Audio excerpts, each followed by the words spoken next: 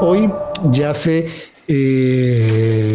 casi 5 años que arrancó todo este proceso, creo, si no me equivoco, del tema de Odebrecht y prácticamente un año de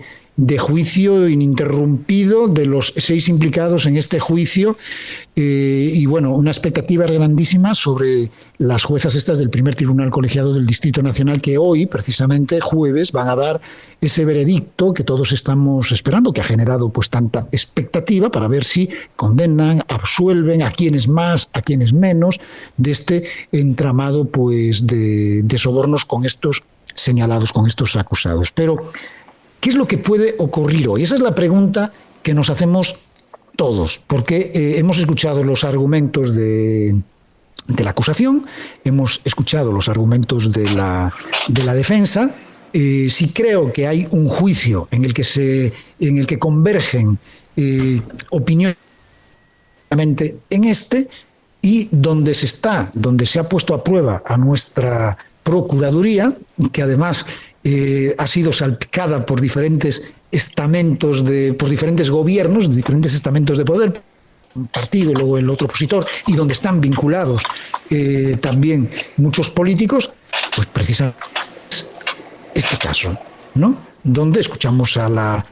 acusación de emitir una serie de argumentos y de repente la defensa dice que no, que son argumentos inventados, que no sé qué, que no sé qué, que no sé cuánto. El caso es que se ha generado una expectativa y hoy todo el mundo está pendiente esta sentencia a las 3 de la tarde, que puede ser que genere la satisfacción de mucha gente o puede ser que todo lo contrario genere la decepción de muchas personas que esperan a lo mejor pues una sentencia condenatoria por un tema de sobornos y de corrupción y de repente se despachen con que no hay pruebas o que las pruebas son insuficientes, etcétera, etcétera, etcétera, y entonces vendrá el San Benito que siempre le tiramos a la justicia de que no funciona, y se podría generar en este país, a raíz de la sentencia de hoy, a lo mejor pues una crisis de fe hacia la justicia dominicana. Pero vamos a hablar de todo esto con un experto en derecho preventivo y de litigación estratégica, que es Francisco Álvarez Martínez. Francisco, muy buenas tardes, bienvenido. Muchísimas gracias, José Enrique, por la invitación. ¿Qué crees que puede pasar hoy, precisamente, por la tarde, y cuáles pueden ser las consecuencias, lo que yo hablaba en este momento, de una sentencia que, por un lado, muchos esperan que sea condenatoria para dar un ejemplo en un tema de sobornos, pero que si no es así, de repente puede generar en una crisis de fe de justicia?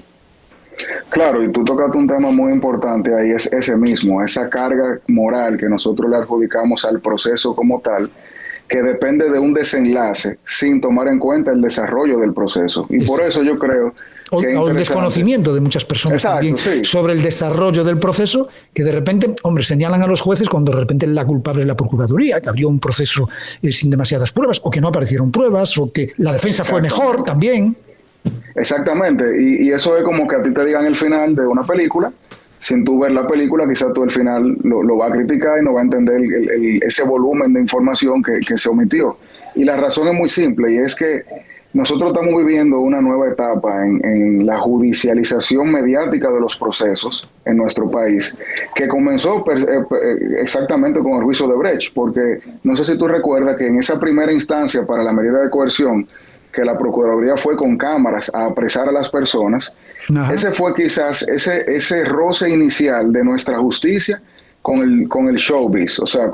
vamos a vender en los medios el proceso judicial. Y eso es algo que no había pasado hasta ese momento. Nosotros nunca hemos visto una Procuraduría que va a buscar presa a personas con cámaras y que entonces de ahí en adelante se comenzaron a grabar las audiencias, se ponían en los medios y ese baile mediático fue lo que generó una atención de la sociedad, que es lo que entonces hoy puede cargar a favor o en contra la decisión. Ahora bien, ¿qué sucede? Al momento de la medida de coerción, que fue la primera etapa en la que se vio el proceso de Odebrecht en República Dominicana en los medios,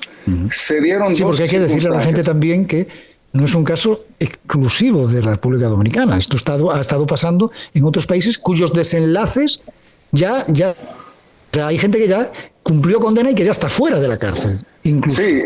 eso es un proceso que hizo metástasis en toda Latinoamérica y ha tenido muchísimos desenlaces distintos, algunos que solapan, otros que incluso se contradicen, y por eso que es un caso tan complejo y tan interesante. En esa medida de coerción, que es el primer contacto judicial de los imputados, el Ministerio Público y el tribunal, hubo dos elementos muy importantes. Primero, se conoció, digamos, de manera pública la imputación del Ministerio Público, es decir, ahí el Ministerio Público enseña sus cartas y decía soborno, los montos y quién a quién,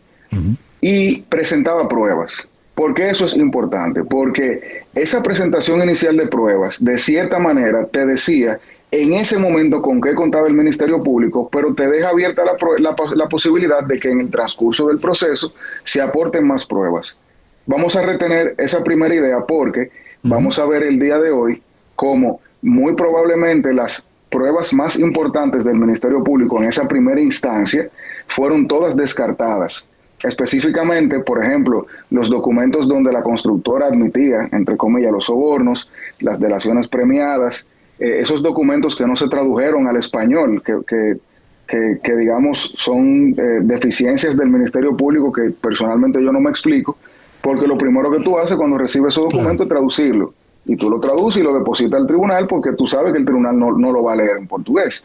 Y por otro lado, el hecho de que quien hoy es la magistrada Miriam Germán, Procuradora General de la República Dominicana, era jueza en aquel entonces y emitió un voto disidente. Exacto. Que decía, si esto es lo que hay, no textualmente, lo estoy parafraseando, si esto es lo que hay, van a tener problemas en el juicio de fondo. Entonces, si nosotros retenemos que al inicio del proceso las pruebas, esa magistrada decía que no eran suficientes para condenar en un juicio de fondo, y vemos que al día de hoy no hay más pruebas, y esas que habían fueron mutiladas porque muchas, incluso las estelares, fueron excluidas, la labor probatoria del Ministerio Público se pudiera considerar que fue deficiente. Muchas personas también en las redes sociales vemos que dicen, bueno, pero cuando ella llegó no lo resolvió. El problema es que el proceso penal tiene una serie de plazos preclusivos que cuando tú cruzas una etapa ya tú no puedes volver atrás. Y cuando ella llega, ya las pruebas que estaban son las que iban a ser conocidas, porque fue después del auto de apertura a juicio que uno de los roles que tiene es decir cuáles son las pruebas que se van a conocer. Entonces, la magistrada en sí no tiene culpa de eso porque al momento de su llegada a la Procuraduría ya las pruebas estaban sobre la mesa. ¿Qué sucede con la percepción? Nosotros como abogados podemos hacer una evaluación práctica del juicio. Y si a mí me preguntan, yo diría que al día de hoy no hay suficientes rasgos probatorios para eliminar esa duda razonable que es necesaria para destruir la presunción de inocencia. Como sociedad, la sociedad dice, fueron sobornos, deben pagar, pero no están pensando en si se hizo esa labor probatoria, porque la justicia lamentablemente no es bajo la línea del fin justifica los medios, y el debido proceso y las garantías constitucionales que a todos nosotros nos favorecen son tan estrictas en el derecho penal porque lo que se está juzgando es lo más preciado, que es la libertad de un ser humano. Entonces, si nosotros hilvanamos todos esos elementos, podemos decir que el día de hoy vamos a tener un fallo histórico que no necesariamente va a ser, me parece a mí, el que la sociedad quiere, pero que sí va a cargar de esa, vamos a decir, que puede cargar de esa responsabilidad moral al sistema de justicia, y pienso yo que injustamente. ¿Por qué crees que no va a ser lo que está esperando la sociedad dominicana? Porque la sociedad dominicana quiere, entre comillas, sangre. Quiere sangre. Exactamente. Entonces, si la sociedad dominicana quiere sangre, pero procesalmente hablando no se dan esos preceptos necesarios para que un juez destruya la presunción de inocencia y luego condene, nosotros estamos obligados prácticamente a reconocer que debería haber una absolución general de todos los imputados. Por eso, una de las líneas, vamos a decir, de comunicación de la Procuraduría en los últimos meses ha sido el de Odebrecht 1.0 y hablar de Odebrecht 2.0, porque se entiende que ellos saben de manera directa que este Odebrecht, para llamarle así, está flojo, en un lenguaje llano, y ellos saben que van a tener que hacer nuevos expedientes a nuevas personas que no fueron sindicadas en este proceso y van a tener que hacer su labor probatoria de manera diligente para que no le pase lo que le debería pasar en este caso. Porque yo reitero, independientemente de lo que es un juicio paralelo, que es lo que vemos en los medios cuando la prensa y la comunicación juzga a las personas en base a lo que, por ejemplo, el Ministerio Público dice en sus ruedas de prensa, cuando el juez se sienta a estudiar esa sentencia, cuando esas tres magistradas se sientan a leer las pruebas, a estudiar los argumentos y a escuchar las audiencias día tras día, ellas se van a dar cuenta de que si tú no tienes testimonios directos, que la mayoría son indirectos, si tú no tienes admitida la declaración de Odebrecht diciendo que hubo sobornos, y si tú no tienes otros documentos importantes que se produjeron en Brasil y que no se depositaron traducidos y por ende fueron desechados, tú no vas a poder romper ese hilo que protege la presunción de inocencia, que comienza con destruir esa duda razonable que a todos nosotros siempre nos va a beneficiar. Claro. ¿Y cómo tendríamos nosotros que prepararnos y preparar a la sociedad para una sentencia de estas características? No estamos siendo muy optimistas, que se pueda decir, porque evidentemente creo, como tú decías al principio, que nos hemos entusiasmado con una justicia y evidentemente con una sentencia para las cuales nos prepararon debido a ese bulto mediático, por llamarle de alguna manera, al principio de todo este proceso. Hubiese parecido en ese momento que estaban todas las pruebas, que todas las pruebas eran contundentes, porque así fue que nos lo vendieron. Y entonces cuando te lo venden de esa manera, tú celebras que se ponga en marcha la justicia para acabar con los temas de corrupción y de soborno, que además se da una coyuntura muy especial, políticamente hablando, en el país, que coincide con cambios de gobierno, donde el tema principal también es el tema de la corrupción, el tema de los sobornos. O sea que si fuese ahora mismo, quizá el tema más importante sea la seguridad ciudadana, ¿no? Pero en ese preciso momento el tema era la corrupción, y cuando se ve a un ministerio público accionar precisamente en ese tema y lo convierten en mediático, todos nos entusiasmamos y decimos, bueno, pues parece que va a funcionar. Ojo, y esto lo podríamos repetir ahora con los casos de ahora, quizá el Falcón, y el no sé qué, el no sé cuánto,